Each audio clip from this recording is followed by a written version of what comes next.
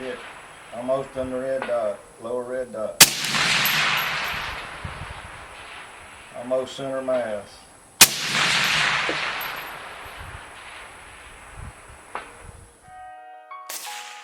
The day 6mm ARC was announced, I begged the poor guy I know at CMMG to send me a rifle. I bet he is so sorry that he ever gave me his number, and I'm sure I'm blocked at this point. The 6mm ARC sounded cool to me, and I know that CMMG builds excellent and extremely accurate rifles, so I felt that they would make a great combo. CMMG did get the rifle right out to me, which was rad, but it took me a few weeks to track down some ammo. Nevertheless, once I got the gun and the ammo, I finally got to head to the range and see what all the hype was about. If you've been living under a rock, here's the basics of 6mm ARC. The story goes that the DoD approached Hornady to see if they could develop a round that would have the long-range capabilities and deliver energy on target like a 308, yet feed out of a standard AR-15 platform. The idea was the constant, I want the power of a 308, but I want it to fit into my AR-15. Basically, can I have all the power of a bulldozer, but I want it to fit into my sports car? One serious thing to consider is that would give the shooter a 30% weight savings on both the ammo and the rifle platform. Pretty big deal if you have to hump it through the mountains of Afghanistan. Not as big of a deal if you're moving it from my truck to the shooting line, but it is still appreciated. I'm not going to bore you guys with a bunch of numbers and tables. If you want to see that stuff, go check out GavinTube. He has several very good videos on the 6mm ARC with a lot of science, data, and tables if that's what you need to see. I'm basically going to give you the slightly enlightened redneck overview. Hornady took their 6mm projectile, which has a very high bullet coefficient. That means it's extremely aerodynamic, and combine that with the 6.5 Grendel case, giving that 6mm projectile the most powder it can to get up to speed. Basically, here's how it shakes out. As far as range, the 6mm ARC should stay supersonic just longer than 308 out of the same length barrel. Once a projectile passes from supersonic to subsonic, accuracy and energy fall off, and you can hit a target past that point, it's just not practical for any real-world application. Meaning that with the same length barrel, you'll get longer or at least the same range with 6mm ARC compared to 308. When you look at energy, 308 is more powerful at shorter ranges.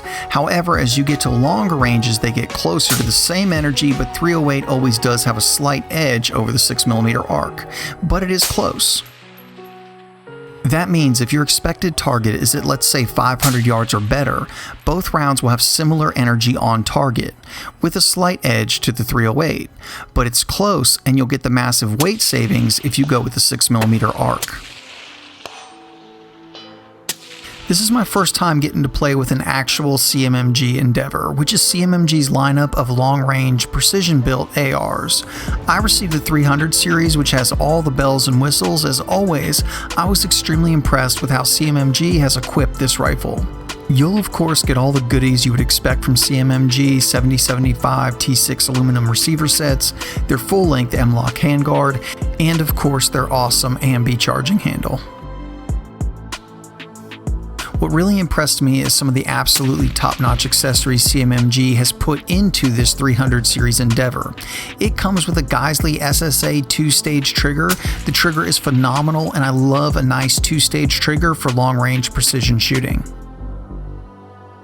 Another feature that I love on the 300 series of Endeavor is the Magpul PRS stock. There are a lot of options available now for precision stock on your AR-based rifle, and most of them are cheaper than the Magpul PRS. However, I've yet to see one that is better than the PRS, and I'm glad that CMMG didn't skimp on this component. The Magpul PRS gives you a rock-solid foundation when combined with the Geissele trigger and the very well-built CMMG Endeavor. It gives you a phenomenal platform no matter what caliber you are using. Basically, there's a few rounds that are all chasing that title of the most powerful, fastest, longest range that you can still shoot out of an AR-15. For those that don't know, the major contenders are 6mm ARC, 224 Valkyrie, 6.5 Grendel, and I think we can all pretty much agree that 22 Nosler is already dead at this point. Anyone out there still shooting a 22 Nosler? Somebody notify Nosler. It's over. I want to be upfront that I do own a 224 Valkyrie and have a lot of experience with 224, and I will say that my experience has been more positive than most. I do not have a 6.5 Grendel. While I have shot it, my experience with 6.5 Grendel is somewhat limited, so most of my comparisons will pretty much be to the 224 Valkyrie. Where 224 falls short for me is I lose some consistency at 1,000 yards. To me, that means the bullet is running out of gas and becoming unstable. Out to about 700 or 800 yards, my 224 is razor accurate and extremely consistent. But that jump to 1,000 hurts it a little bit, probably because it's going subsonic, and I'm not saying I can't get shots on at 1,000, they're just inconsistent.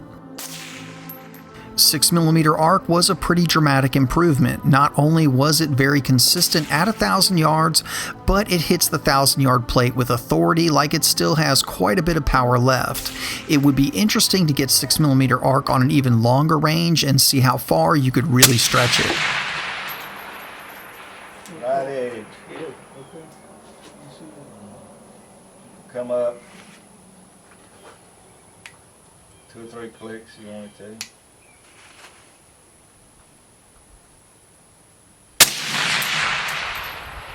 Yeah, almost on the red dot, lower red dot.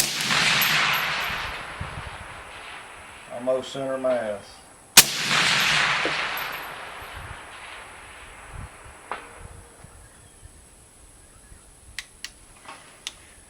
Well, that was easy. 6mm arc out of the CMMG Endeavor was also very accurate, easily sub-MOA at 100, and even some of the groups that we got at even longer ranges were extremely impressive. I do want to note that as the barrel got fairly hot, say after a fairly consistent 10 to 15 rounds or so, we did notice signs of vertical stringing. Now I'd really like to shoot 6mm arc more to confirm this, and keep in mind it was right at 100 degrees the days we were shooting the Endeavor, so the barrel didn't have the best environment to cool in.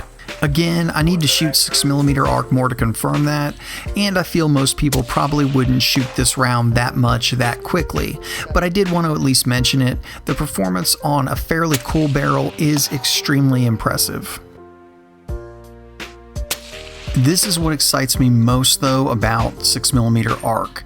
If you look at these are two sub 10-inch groups at 1,000 yards, meaning they are sub 1 MOA at 100, and that is the consistency that I'm looking for. And with a little bit more time and practice with this round and this rifle, I think I could even improve on that. We used some pretty cool accessories to finish off the CMMG Endeavor and get it ready for prime time. First off, from the recommendations from many of you, I picked up a Vortex Strike Eagle, and I have to say that I am beyond impressed for the price.